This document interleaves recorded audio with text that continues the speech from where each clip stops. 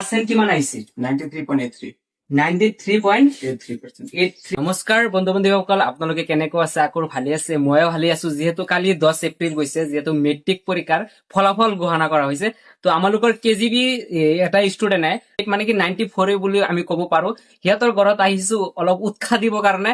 যিহেতু সি ইমান কষ্ট কৰি পঢ়ি কিনে আজি ইমান দূৰলৈকে আগুৱাই গৈছে। কেনেকৈ আগুৱাই গলে এইটো ভিডিঅ'ৰ জৰিয়তে আপোনালোকে গোটেইখিনি গম পাব।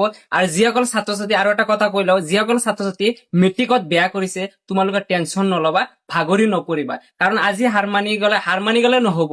কাৰণ যিকোনো এটা বস্তু আমি ট্ৰাই কৰিব লাগিব, ট্ৰাই কৰি যাব লাগিব। কাৰণ আমালোকৰ মহাত্মা গান্ধী আছে, যে মহাত্মা গান্ধী 7 বাৰ মেট্ৰিক দিছে। তো আৰু বেছি পলম নকৰো, তাৰ লগত ফেচ টু ফেচ লগ কৰিম, তাৰ মুখৰ পৰা শুনিম এই কোনটো বিষয়ত কিমান নম্বৰ লৈ উত্তীৰ্ণ হৈছে। তো লেটস গো।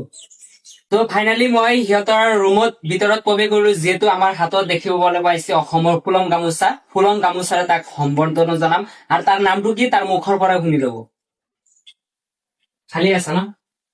নমস্কাৰ, মোৰ নাম মাহিৰ হুছেইন। মই কেজিবি চিনিয়ৰ ছেকেণ্ডাৰী ইংৰাজী মাধ্যমৰ ছাত্ৰ।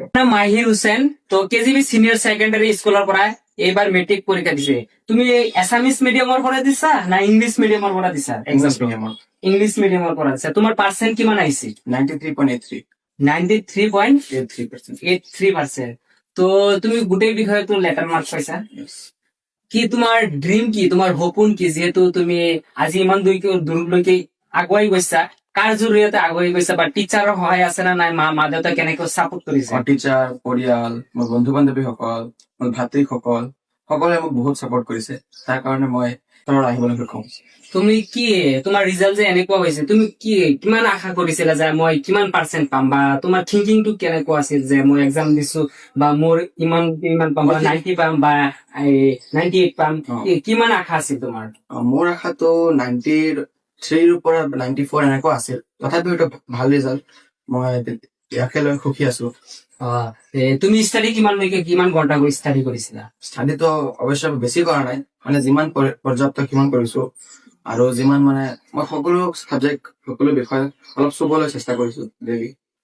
মানে বহুতে যে এটা লিষ্ট বনাই লয় যে মই 6 ঘন্টা আজি ষ্টাডি কৰিম, 7 ঘন্টা কৰিম, তেনেকুৱা কিবা কি আছিল নেকি তোমাৰ? মই বনোৱা নাই, ডাইৰেক্ট যেতিয়া মন গৈছে তেতিয়া কৰিছো।